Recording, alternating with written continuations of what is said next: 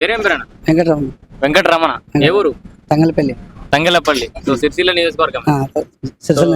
ఎట్లా ఉంది రాష్ట్ర ప్రభుత్వం పనితీరు? ఎట్లుంది సర్కార్ పనితీరు? సర్కార్ ఇప్పుడే నడుస్తుంది కదా, ఇప్పుడు చూస్తారు కదా మీరు కూడా. పర్లేదా? ఇప్పుడైతే నడుస్తుంది. అన్ని సంక్షేమ పథకాలు అన్ని అందుతున్నాయి మరి సిరిసిల్ల? అంత ఇప్పుడైతే ఇంతవరకు వస్తుంది. కరెంటు గానీ, బస్సు గానీ, ఇది ఇల్లు గానీ. మాకు ఇందిరా మిల్లు వచ్చింది. మీకు ఇందిరా మిల్లు వచ్చిందా? ఇందిరా మిల్లు వచ్చింది. ఎంతో సంతోషం. ఇందిరా మిల్లు లబ్ధిదారులు మీరైతే స్టార్ట్ చేసిరా ఇల్లు? స్టార్ట్ చేయాలి. ముగ్గురికి వస్తారు. ముగ్గురికి వస్తారా? సో ఎట్లా ఇందిరా మిల్లు లబ్ధిదారులు ఎట్లా సెలెక్ట్ చేస్తారు? డబ్బు ఉన్న వాళ్ళకి ఇల్లు, జాగాలు ఉన్న వాళ్ళకి ఇస్తారా? లేదు, పేదలకే వస్తారు. పేదలకు వస్తున్నాయా? పేదలకి. చెప్పు మైక్ పెట్టి. నిజమే, అబద్ధమేం లేదు. మాకు పేదలకు వచ్చింది. మహిళల ముగ్గురు నలుగురికి వచ్చింది. ఏనాడు మాకు అందలేదు, కానీ ఈ ప్రభుత్వం అందింది. గతంలో డబుల్ బెడ్రూమ్ ఏం రాలేదు, ఒక్కరు కూడా రాలేదు. మా వడ్డీ వాళ్ళ కంటేనే పక్కకు పెట్టేశారు. మీ ఊర్లో వడ్డీ వాళ్ళకి ఎవరికి రాలేదు? ఎవరు రాలేదు. ఇప్పుడు వచ్చినాయి. ఇప్పుడు మాకు వచ్చింది. అందరికి ఇందిరా మిల్లు. మాకు ఇందిరా మిల్లు వచ్చినాయి.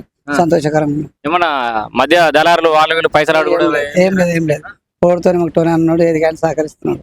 కోడితోనే సహకరిస్తున్నాడు. అంతేనా? డబ్బులు ఎవరిని అడగలేరు? ఏం లేదు, ఫ్రీగా తమ్మి దేనికనే సహకరిస్తున్నాడు, వస్తున్నాడు. ఇప్పుడు ఇది అంటే బీఆర్ఎస్ ఎమ్మెల్యేలు ఉన్న జాగాలో మరి కాంగ్రెస్ వాళ్ళు చేస్తారా లేదా పని అని డౌట్ ఉండే అడిగారు. చేస్తారు. ఇప్పుడు పని అయితే మాకు మంచిగా నడుతుంది.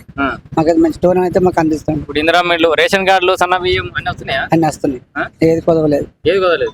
అన్ని అందుతున్నాయి. అంతేనా?